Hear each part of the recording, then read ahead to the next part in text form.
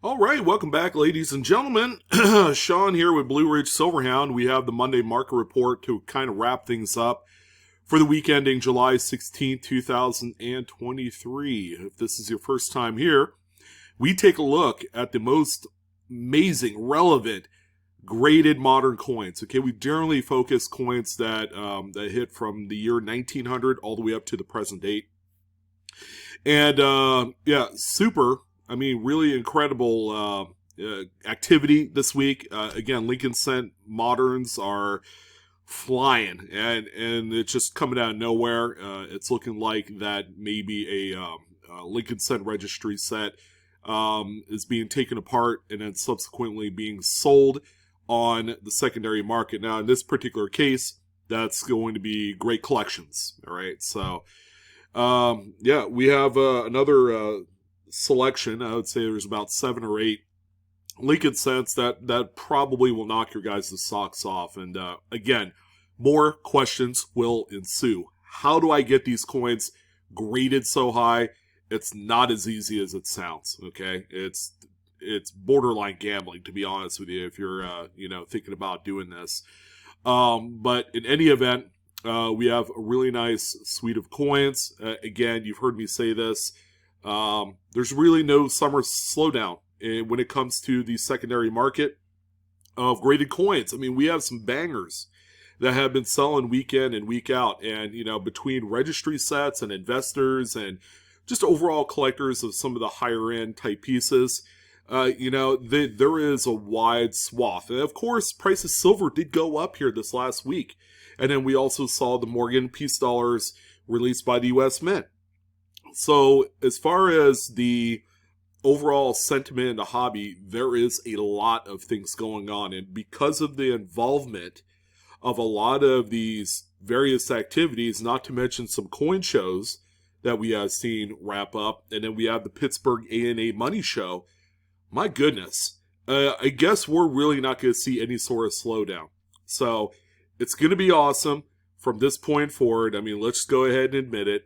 But let's go ahead and also check in some of these coins that have sold here this week. Now, everything coming courtesy of GreatCollections.com. Probably one of the biggest, if not the most premier auction house destination for a lot of these coins. And if you guys are looking to add to your collection, they're also a fantastic outlet to use as well. All right, so it was only going to be a matter of time before Great Collections finally hosted a 2023 Extra V Lincoln Shield Cent. These things made a lot of headlines. Even to this day, they're still being pursued. And we have the first one here, ladies and gentlemen, graded by NGC as a Mid-State 68 red. Okay, and this is kind of like a great place marker to kick off the market. We've seen 67s and 68s through NGC being sold out there, especially on eBay, but we have our first really confirmed sale of a 68. This one ended up selling for $1,114.86. You could see that tiny little extra V next to the VDB initials at the base of Lincoln's bust. And that has been kind of the talk of the error world or the variety world. What in the world is that? But because of the tireless, I suppose, investigative work by Mike Diamond, he was able to kind of come up with his own conclusion. He even did a Coin World article about this coin. And because of that, the fever pitch couldn't be any more higher. So we have the first example that sold for over $1,000, which should be a big deal from this point forward. All right, so continuing on are some of those big-time registry set coins, okay? So we have, the next 7 coins are incredibly ridiculous. 2006 Lincoln Memorial Cent is the next one that we have here. It's a really high grade. It's a top pop grade at a Mid-State 68 red by PCGS. This one, ladies and gentlemen, ended up selling for $3,319.88. I mean, it just doesn't get any better than that. But also keep in mind, it's going to take that one perfect coin in the eyes of the graders that's going to hit the home run. Okay, you can't just sit there and send one or two of these to PCGS because you think it's better if not going to grade like this one. So keep that in mind. You know, if you decide to grade these, it's going to cost you a lot of money, and oftentimes you're going to have to send 20, 30, 40 of them at a shot of perfection. 68's not perfect, of course. However, you guys need to know that 68 being the top grade is perfection for the date. Same goes here too. We have another high graded specimen. 1998 Denver Lincoln Memorial. PCGS graded this one Mid-State 69 red. Goodness gracious. Another big time bomb right here. Top pop graded coin. And this one ended up selling for $5,907.38. And again, I'm going to stress, you just don't go out there and flip 1998 Lincoln cents that are barely 25 years old into $5,000. All right, that doesn't happen too often. And out of the hundreds of millions of this date produced, there's only a couple of them, 2 or 3 of them that graded out at 69. I mean, you know, that just kind of shows you where we're at here on this one. And another one here, 1997. I mean, we're continuing on with the just the high-end stuff. This one also in Mid-State 69 through PCGS, and this one was able to grab $4,387.50 on the secondary market. 1986D. All right. Yeah, it continues on, right? Mid-State 69 red through PCGS. That's where we're at here with this one. And I'm happy to say that this one also ended up in the $4,000 club. $4,612.50 was the final sale price for this one. And the craziness ensues, this time with a 1982 zinc large date variant. Also a necessity in a registry set for Lincoln cents. This one also a Mid-State 69 red. It just continues on, folks. Yeah, we have another 4K club member here. This one ended up selling for $4,500. Again, it's very likely that a Lincoln cent registry ended up being broken apart here recently, and that's why we're seeing just kind of like this this wave of high-graded 80s and 90s and 2000s coins coming into the market. And a couple of the nuttiest coins to round out the Lincoln cents. We have a 1976 Lincoln Memorial cent. Now, what we're looking at here this time around is a Mid-State 68 red through PCGS. And I'm happy to announce that this one sold for $5,456.25. And then finally, the belle of the ball. This one here takes the top prize. 1975. This is a Pop 4. All right, so there are only 4 known examples in Mid-State 68 red through PCGS. That is very relevant to know. All right, 4 of them out of the millions made. You guys got to know it's as tough and difficult as it is to actually be winning the lottery or getting struck by lightning. Which odds are better? All right, it's kind of a toss-up. So this one right here sold for $11,812.50. Keep in mind, when there are dozens of people participating in the registry set, and a lot of them have these deep pockets, they pay a lot of money for them. All right, so even though there's 4 of these out there, they still command a wildly high price tag because of the involvement of many people in the Lincoln cent registry. All right, now finally we get to talk about something different, sort of. 1983 Jefferson Nickels, PCGS Mid-State 66 with full steps. Full steps are one of those things that collectors of Jefferson Nickels, especially through the registry set system, they look for in something like this. So with this one right here, this one sold for $1,192.50, and this is by no means the highest graded specimen of this coin. 1953D. Now we're getting into a little bit tougher dates here. A lot of these weren't too good as far as quality is concerned. All right, so this one right here, NGC got this one at Mid-State 67 with 5 full steps. You know, some people will send coins off to NGC as a way of trying to earn full steps. Maybe it's a little bit easier through them, but not really. Not from what I've seen on the secondary market. This one sold for $1,800. Just an amazing coin. And I believe this is the final Jefferson nickel that's notable here this week. It's a 1939S, a little bit tougher date.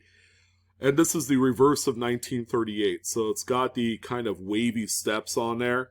I mean, great looking coin for a registry set. A very difficult one to locate, especially in this state of preservation.